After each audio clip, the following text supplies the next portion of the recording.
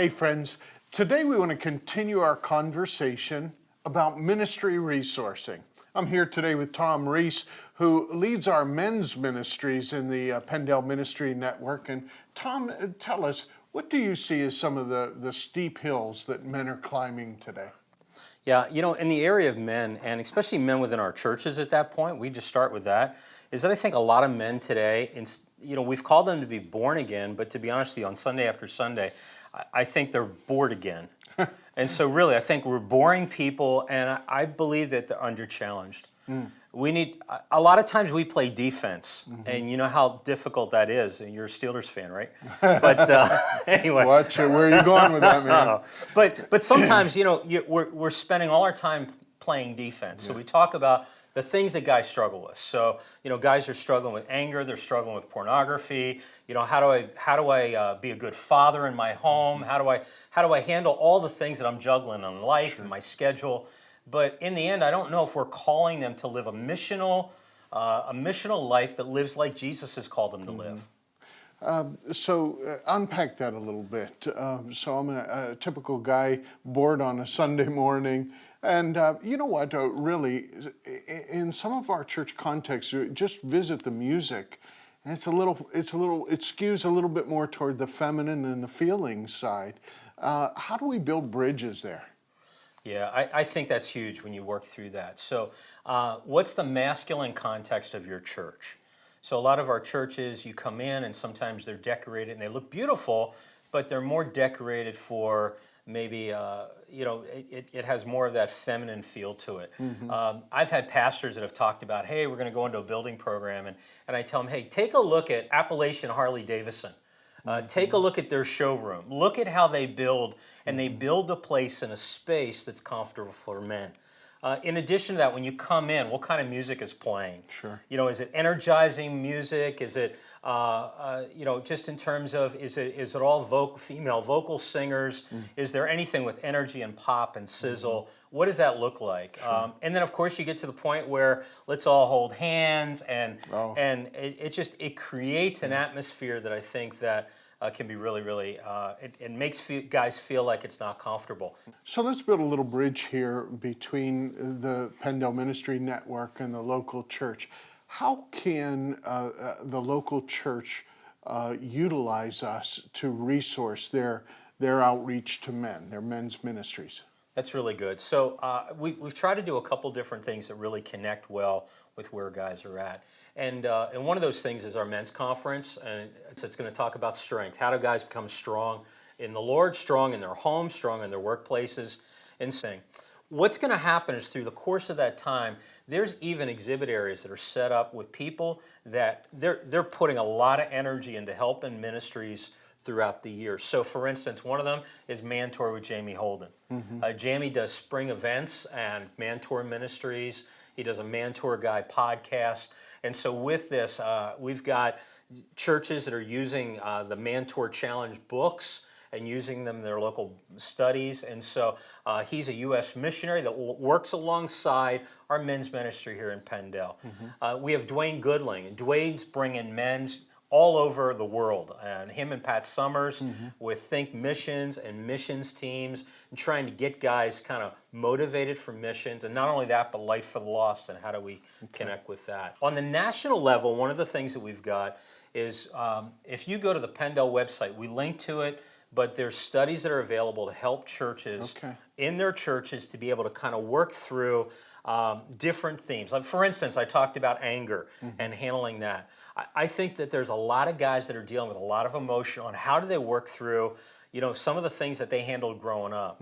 There's some issues that they have with even that whole role of a father, and some of us, I mean, in my personal life, my family tree is a family shrub. I've had 3 dads in my life, and kind of working through what does that look like. So there's studies that'll help guys to handle anger, unresolved anger that they might have. Also to handle studies on how do I be a good father? How do I do those things?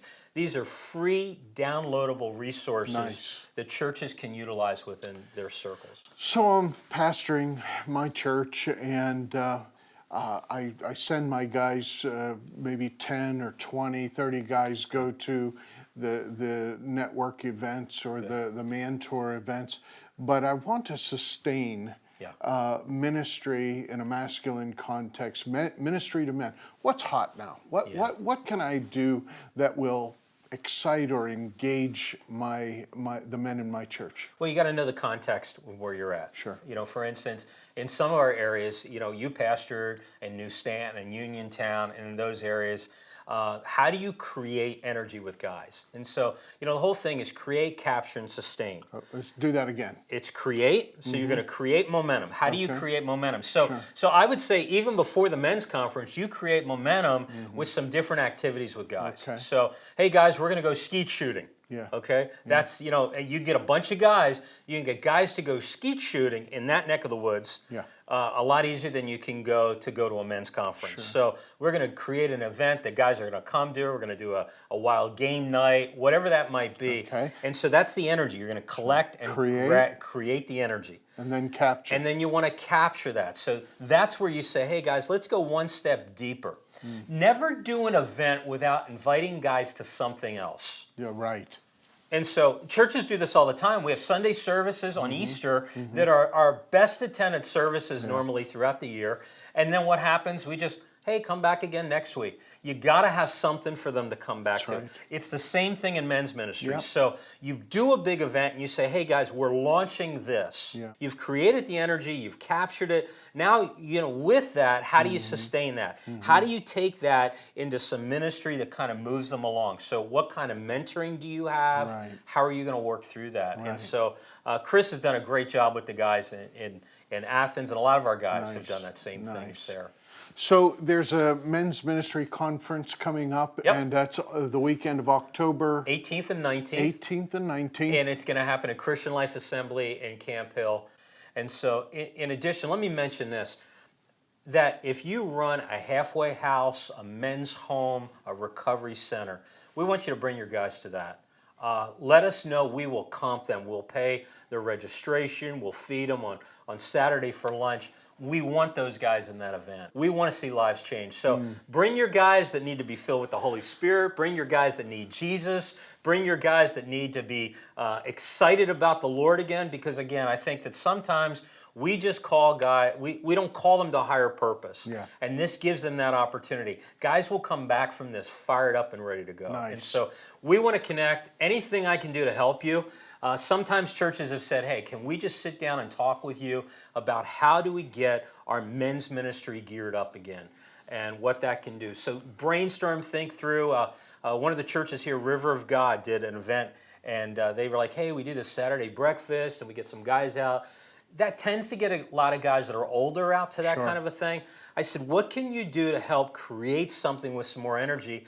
And so we did a bacon fest. And we had all different kinds of bacon and just played some games with the guys. I mean, just real fun crowd breaker kind of games. But the guys came in, they had a great meal, all different flavors of bacon. Everybody loved it, except for the guy on Facebook that said I didn't want to reach Jewish people because I did a bacon fest. But anyway. Well, see, now, if you were down in Fayette County where I used to pastor, we would have wanted to go out and kill the hog in the field, gut it out, and take the experience to a whole new level. That would be amazing.